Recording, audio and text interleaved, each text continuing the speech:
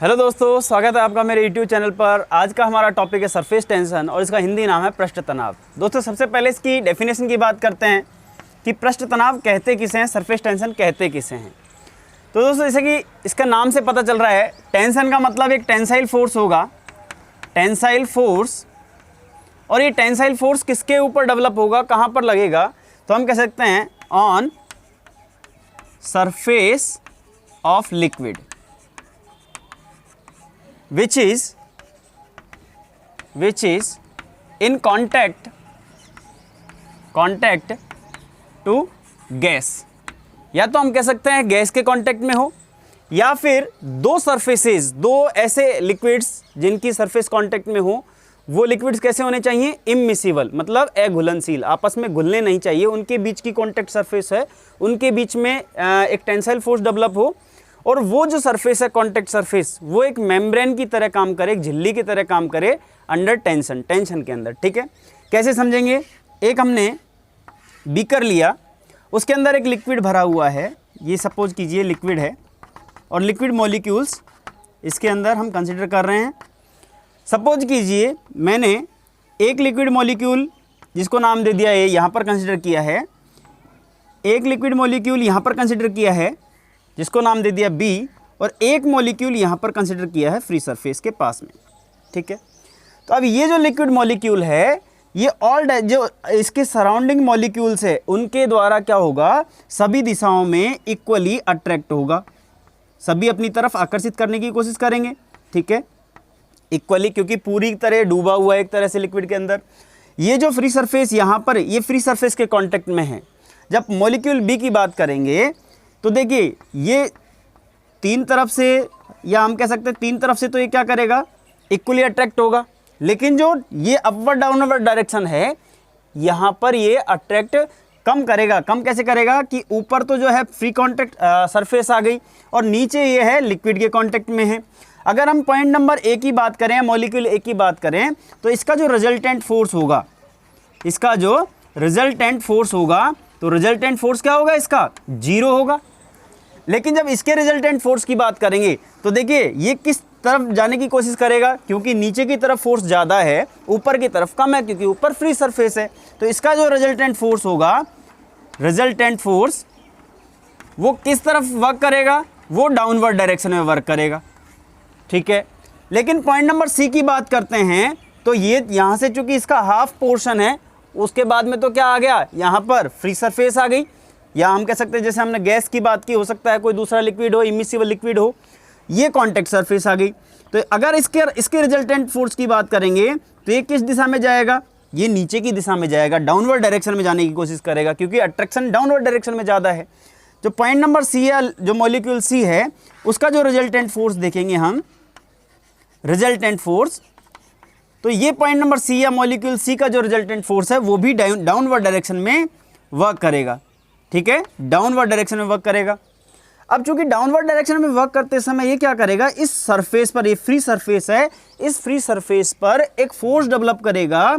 एक, मतलब हम इसको क्या मान के चल रहे हैं, एक मेम्ब्रेन मान के चल रहे हैं, एक झिल्ली मान के चल रहे हैं। तो जैसे ही इसके ऊपर नीचे की तरफ वर्क करेगा, तो क्या होगा, एक टेंशन डेवलप होगा इस सरफेस के ऊपर, और उस सरफेस जो टेंशन डेवलप होगा उसको क्या कहेंगे हम, उसको हम नाम देंगे सरफेस टेंशन।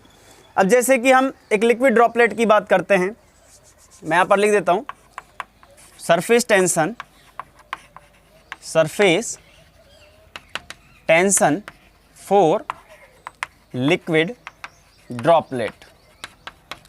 अब एक लिक्विड ड्रॉपलेट में सरफेस टेंशन कितना होता है, क्या उसकी वैल्यू हम कैसे फाइंड करते हैं। तो सपोज कीजिए हमने एक हेमिस्फेरिकल एक ड्रॉपलेट कंसिडर किया है। यहाँ पर हेमिस्फेरिकल नहीं कहेंगे, हम स्पेरिकल कहेंगे। ठीक है ना, हम पूरी ले रहे हैं, उसके बाद में जब इसको कट करेंगे तो वो हेमिस्फेयर हो जाएगा। ठीक है, तो सबसे पहला हमने लिखा है स्पेरिकल। स्पेरिकल ये ड्रॉपलेट है, और स्पेरिकल ड्रॉपलेट है, इसकी रेडियस हमने कंसिडर की है, radius is equal to R। ठीक है, इसकी रेडियस हमने कंसिडर कर ली, R है। अब देखिए, ये जो लिक्विड ड्रॉपलेट है, इसके अंदर दो फोर्स काम करेंगे। पहला तो जो इसकी सरफेस है, उस पूरी सरफेस के ऊपर एक फोर्स काम करेगा, एक टेंशन काम करेगा, उसको हमने नाम क्या दिया, सरफेस टेंशन। तो पहला तो क्या काम करेगा इसके ऊपर, सरफेस टेंशन, ठीक है, टेंसाइल फोर्स एक्ट करेगा।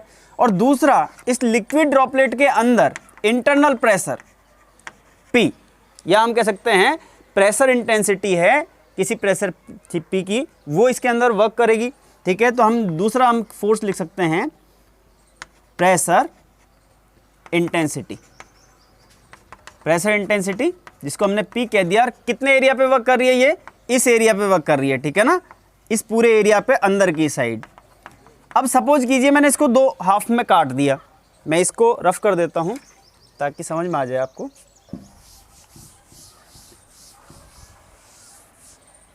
अब हमने क्या कर दिया, इसको काट दिया दो हाफ्स में। तो इस प्रकार जैसे मैंने इसको काटा तो ये एक हेमिस्फेयर बन गया इस प्रकार से। तो जब आप देखोगे यहां पर अगर सरफेस टेंशन की बात करें तो सरफेस टेंशन सरकमफेरेंस पर लगेगा, पूरे सरकमफेरेंस पर, और उसको हमने नाम क्या दिया? सिग्मा। जो सरफेस टेंशन है उसको नाम दे दिया हमने सिग्मा। और इसकी यूनिट क्या होती है सिग्मा की? सिग्मा की unit force per unit length, और फोर्स की यूनिट होती है न्यूटन और लेंथ की होती है मीटर। तो न्यूटन पर मीटर ये है सरफेस टेंशन की यूनिट, ठीक है। तो ये तो हो गया सिग्मा, सरकमफेरेंस पे वर्क कर रहा है। और दूसरा, अगर एक दूसरा डायग्राम बनाऊं मैं इस प्रकार से, तो अंदर की तरफ एक प्रेशर इंटेंसिटी या प्रेशर फोर्स वर्क कर रहा है जिसको हमने नाम दे दिया P। अब चूंकि जब ये दोनों इक्विलिब्रियम कंडीशन होगी, अगर इक्विलिब्रियम कंडीशन माने यहाँ पर, तो बाहर की तरफ लगा हुआ है सरफेस टेंशन फोर्स, अंदर की तरफ लगा हुआ है प्रेशर फोर्स, वो दोनों को बैलेंस किए हुए है, इक्विलिब्रियम कंडीशन में है, ठीक है। तो अब कितना सरफेस टेंशन की बात करें हम, तो सरफेस टेंशन फोर्स, तो देखिए force on circumference, circumference, force on circumference की बात करें तो सिग्मा, और सरकमफेरेंस अगर रेडियस r मानिए तो डायमीटर d हो जाएगा। और ये फोर्स क्या बन जाएगा? ये फोर्स है जो सरफेस टेंशन फोर्स ही तो है, तो इसको हम कह सकते हैं सरफेस टेंशन फोर्स, ठीक है ना, सरफेस टेंशन। अब सरफेस टेंशन सरकमफेरेंस पर कितना लगा हुआ है, तो हम लिखेंगे पाई इंटू सरकमफेरेंस क्या होगी? पाई डी। इसकी सरकमफेरेंस क्या होगी? पाई डी, सरकमफेरेंस पे लगा हुआ है, ठीक है। फिर दूसरा force pressure force, pressure force वो कितना होगा? किस एरिया पर लगा हुआ है? ये एरिया है पूरा का पूरा, तो एरिया को हम लिखते हैं π/4 into D square into P. In equilibrium condition, in equilibrium condition, जब इक्विलिब्रियम कंडीशन की बात करेंगे तो ये दोनों क्या होंगे? इक्वल होंगे। Surface tension force sigma into pi D is equals to π/4 into D square into P. इस प्रकार से लिखेंगे हम।